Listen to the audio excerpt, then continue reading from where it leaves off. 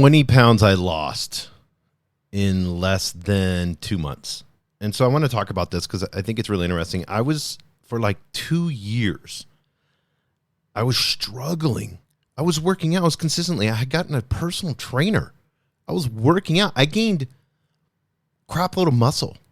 And still around my waist, I had like this little chubby like action going on. I got bigger in my arms. I just got, it was like, okay, my arms are bigger. My chest is bigger. I'm just bigger. My extra large shirts aren't fitting me anymore. I just got bigger, but I still kept the weight on around my waist. The fat percentage didn't. I got more muscle, but the fat percentage. I'm like, what the hell's going on? And finally, there's Dr. Berg on BERG on YouTube, and I started watching his stuff, and I was like, okay, and he's all about intermittent fasting and keto. Intermittent fasting, keto, and I was like, keto, I can't eat anything. Like, you can't have sugar, can't have carbohydrates. What else is there to eat? And then I began like, I can have cheese, and I can have, some dark chocolate, and I get to have, a lot of meat and vegetables and all kinds of cool stuff, taco seasoning on stuff, I could have hamburgers and, as long as they have that pretty low keto bread, stuff like that, or lettuce buns, all different things. So I was like, okay, I'm going to try this. I weigh 240. I'm 6'2", so I weighed 240 pounds, and I weigh 220 now in a month and a half. And all I did was keto, and I didn't cheat. I mean, when I would cheat, I would have a Coke Zero kind of for the sweetness, or I would have a Michelob Ultra, which they only have 2.6 carbs and 95 calories. So, I would have one of those, and I got a case of those, a case of Coke Zeros, and a case of Michelob Ultras. And then when I felt like hungry or sweet or something, I would just, drink a Michelob Ultra or drink a Coke Zero, and that helped a lot. I also got a little like keto snacks and stuff like that, but most of them are not even that good. They don't taste good, one, and number two, they have like a third of the servings is 6 grams of carbs, but the whole serving is basically 24 grams. So, and they're so expensive. Like keto stuff is so expensive. So I was like, where like vegetables and meat. And most of the times when I was kind of snacky, I would just eat a meal. Because here's what happened. Sundays, I bought those nice glass containers, meal prep containers at Costco, and they weren't that expensive. I bought, like 30 of them. Or 25 of them or whatever. There was like a 12 pack, so it's 24 of them. And I got those because I like them and they're cool and they're glass and it just look cool. And I know I'm going to be warming stuff up in the microwave. And Sundays, I just said I'm going to meal prep. Regardless, I'm going to meal prep on Sundays. If I do nothing else on Sundays, it's meal prep. And then I found things at Costco, like their ground beef. And so I can have ground beef and vegetables, ground beef and broccoli, ground beef and cauliflower, ground beef and green beans, ground beef and, all the different types of vegetables, bell peppers with taco seasoning sauce, and put cheese on it and green chili, salsa, all that different things. And then I found they have, at Costco, they have a big bag of shredded chicken, rotisserie chicken, and it's already shredded. And I was like, well, I'm in on this. And then they have, the chicken tenders, chicken breasts. So I just bought all those, cook all this stuff up. And it just was so easy to do. And then anytime I started feeling a little bit hungry or I started feeling snacky, I would just grab a meal. And I made the meals kind of small. Like 2 chicken strips, or just a little bit of chicken and then some vegetables. And I would just eat a meal. And it was fine. When I got snacky at night, when I watch Netflix or HBO or whatever, I'd eat a meal. And the protein is so dense that it caused me not to be hungry or not to have snacks anymore. And so I had beef jerky, you can have beef jerky and stuff like that. So, but I encourage you guys, if you haven't tested, now intermittent fasting, let me get into this. And I did the 16-8. I had 8 hours where I could eat and then 16 hours. So I basically don't eat breakfast, but I'll eat breakfast at I'll cook like 4 or 5 eggs. Because I can have eggs and I can put cheese on the eggs and I can have sausage, bacon, turkey sausage, all the good stuff. And I get most all the stuff I get is at Costco because it's a lot less inexpensive. You can get a huge thing of eggs.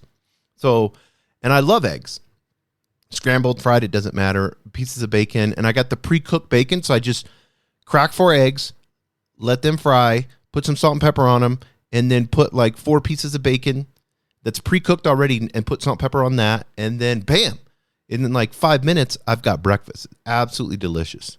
I used to make toast and English muffins and all that with it, but I don't do that. And I can put green chili, salsa, whatever I want on there. But I love it because, if I can wait, like right now, it's 1:21 p.m. 1:21 p.m. and I have not ate yet. And I'm not hungry. I've been working. It's a Saturday. I like to work 7 days a week, and I've talked about this. Some days I work 2 hours. Some days I work 12 hours. But I like just always like working. I like doing that with my body too. Even if I do 15 minutes on one day, I like to keep the momentum going 7 days a week on everything. And I'll take a break in the afternoon or the evening, or I'll go to, I'll go lay in bed at 6 o'clock at night and then binge watch a bunch of TV. So I do all that stuff just like you. I'm not some machine, but I do love the intermittent fasting, the 16-8, because I think between that and the keto, because how I knew was I got my blood test. And I encourage everybody, if you want to start this journey of weight loss, go get your blood test done first. And you can do it online if you don't want to have a doctor or don't go to the doctor. And then you can get your blood test. You can even send your blood test. If your doctor's not going to take enough time, you can go through it yourself online. Or there's companies online that will have a consultation with you for like 30 minutes, 45 minutes on your blood test. And that it's a super beautiful thing to do, and you will learn a lot. And every 6 months, I like to get my blood work done. And then once a year, I check my hormones and stuff like that. I want to know what's going on, and I want to be proactive in my body. So I had a blood test, and it wasn't that good. And this is what kind of motivated me to get this done. But I'd been eating pretty clean, but then I'd cheat here and there. But I was eating a lot of carbs and stuff like that. And so I'm hoping by being super strict, just keto, doing this, that we're going to see the blood work. And I'll let you guys know, because next month I got to do the blood work, because I'm going to do the blood work in 3 months, because I want to see, because I had inflammation and all kinds of stuff. It was crazy. But I had been like trying different peptides and testosterone replacement therapy and different things like that, because I like doing stuff like that. So I stopped everything, just giving a total reset, no sugar, no carbs. Make sure I'm in keto. For $40, I bought one of those keto glucose meters on Amazon, and it pokes your finger. Pretty simple. Doesn't hurt. And then you put them in the little strips, and it lets you know if you're in keto, and it lets you know what your insulin levels are. Because here's the problem I was having, and now I get it. You cannot lose weight. You cannot lose weight if your insulin levels are really high. And I think this is what I was doing. I just kept spiking my insulin all the time, like in the morning time. They said like the worst thing to do is drink orange juice in the morning because your insulin's so high from the night before. That's what gets you up and gets you going in the morning. And so once I realized it's like I'm just constantly throwing sugar in my body and just constantly. So when I got rid of, and I think it's probably more the sugar than the carbs. I'll be curious to introduce, I'm going to introduce after the blood work's done. Next month, I'm going to introduce a little bit more carbs and see what happens, and I'll let you guys know on that. But I encourage you guys, take the time and energy to play around. Play around with your body. One thing I found in keto is I'm not as hungry, and I don't have, occasionally I have cravings for stuff, but it's not as bad as you think it is. Once you get past like the first 3 or 4 days, it's not that bad. And if I do crave something, I have one of those little snack things, or like I said, for me, I'll just drink a Michelob Ultra or a Coke Zero. Those both probably aren't that great for you, but it's better than me running through a drive-thru or eating a Krispy Kreme donut, which I absolutely love. Cinnamon rolls, cinnamon buns, I'm all in on all. Anything pastry, I'm all in. Cake, I love cake and ice cream. I'll eat the birthday cake and the icing. That's how crazy I am towards sweets like that. Chocolate, I'm like, I could take it or leave it, but like a croissant, buttered roll, any of that. Cornbread, I'm all in on all that. I would be a baker's and a pastry chef's best friend if I could, but I know those things are not good for my body at all, and they inflame my body big time.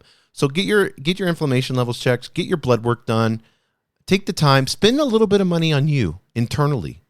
It's not just about work. If you're working out and you're super inflamed inside, the working out, yeah, that can help a little bit, but I'm telling you, you would be better off to clean up your diet, go for walks, drink a ton of water, take some zinc, magnesium, vitamin D, get those levels all checked, and then optimize those. That's going to do you more good than just blindly not knowing what's happening on the inside.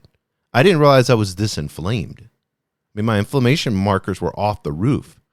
So this is what I'm working on. And I knew something was wrong because I just was sore constantly. I would go to the gym, work out, and do weights, sore. I would go wait a week for my chest or back, and my chest and back would still be sore, and then I'd work out again. And so I knew I was so inflamed that I couldn't even heal. And so some of you are that way. There's so much inflammation in your body, or maybe you're like super overweight. These are like little things that you can do that make compound interest a huge difference. It's the little muffins that you eat, the little donuts, the little fast food, the little burritos, the tacos. It's all those little things that you do that compound interest to where you're at right now. But I'm telling you, where you're at right now, is it healthy or not? Are you living your best self physically right now or not? Would your higher self, would it like what you're eating and what you're doing to your body? And I encourage you, and I'll let you share. I try to be honest and transparent with you guys and let you guys know what's going on. I'll let you know next month with the blood work. If this is like stuff that you like and you want more things like this on the physical side of things, or mentally, spiritually, emotionally, let me know. You can DM me. I appreciate the messages I get now, mainly on Instagram, ABQ Jason Rigby, or on Twitter. I'm on Twitter a lot at ABQ Jason Rigby. Thank you for joining us on the Albuquerque Business Podcast. And thanks to our sponsor, RigbyDigital.com. Make sure to subscribe and share. And go to abqpodcast.com. Get show notes, resources, and links to everything we talked about today to help you navigate your journey as an entrepreneur and business owner.